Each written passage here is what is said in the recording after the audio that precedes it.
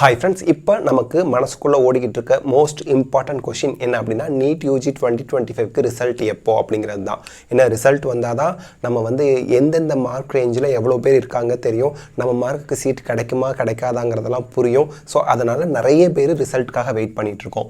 இப்போ வந்து பார்த்திங்க அப்படின்னா மோஸ்ட் எக்ஸ்பெக்டட் ரிசல்ட் டேட் இது வரைக்கும் வந்த ரிசல்ட்ஸ் எல்லாம் வச்சு பார்க்கும்போது, போன வருஷம், அதுக்கு முந்தின வருஷம், அதுக்கு முந்தின வருஷம், அதுக்கு முந்தின வருஷம், இதெல்லாம் வச்சு பார்க்குறப்போ June 11 most expected result data expect பண்ணுறோம்.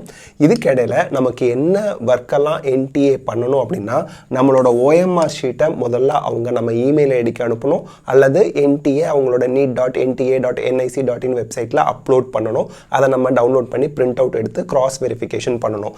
அண்ட் ப்ரொவிஷனல் ஆன்சர் கீ அவங்க ரிலீஸ் பண்ணணும். அந்த ஆன்சர் கீ நம்ம ஓஎம்ஆர் ஷீட்டில் இருக்கிறதோட செக் பண்ணி நமக்கு எவ்வளோ மார்க் வருதுன்னு கேல்குலேட் பண்ணுவோம். இதில் OMR sheet and answer key அது ரெண்டையும் ரிலீஸ் பண்ணுறது மட்டும் இல்லாமல் அதை சேலஞ்ச் பண்ணுறதுக்கு ஒரு 3 days அவங்க டைம் கொடுப்பாங்க. இந்த சேலஞ்ச் முடிச்சு 4 or 5 days கழிச்சு தான் நமக்கு ஃபைனல் ரிசல்ட் ரிலீஸ் பண்ணுவாங்க. ஸோ இதெல்லாம் நடக்கிறது இந்த வீக்கில் நடந்தால் தான் நமக்கு, அதாவது மே 26 மேலே நடந்தால் தான் நமக்கு ஜூன் 11 ரிசல்ட்டை நம்ம எக்ஸ்பெக்ட் பண்ண முடியும். ஆனால் இப்போதைக்கு ஜூன் 11 ரிசல்ட் வருவதற்கான வாய்ப்புகள் குறைவாக இருக்குது. ஏன்?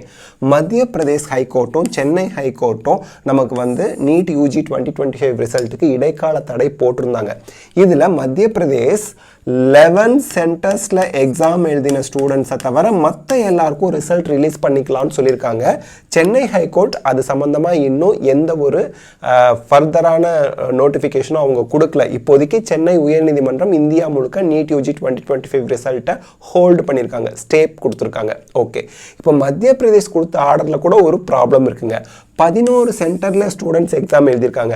அவங்க ரிசல்ட்டை மட்டும் ஹோல்டு பண்ணிவிட்டு மற்றவங்க ரிசல்ட்டை ரிலீஸ் பண்ணுறதுங்கிறது சாத்தியம் வந்து எந்த அளவுக்கு அதை அக்செப்ட் பண்ணிக்க முடியும்னு தெரியல. காரணம் என்னென்னா, அந்த 11 சென்டர்ஸில் எழுதினவங்களோட ரிசல்ட்டையும் கன்சிடர் பண்ணும்போது ரேங்க் எல்லாருக்குமே மாறும்ல. ஒரு ஸ்டூடெண்ட் குறுக்கால வந்தால் கூட அதுக்கு அடுத்த ஸ்டூடெண்ட்ஸோட ரேங்க்லாம் மாறும் இல்லைங்களா?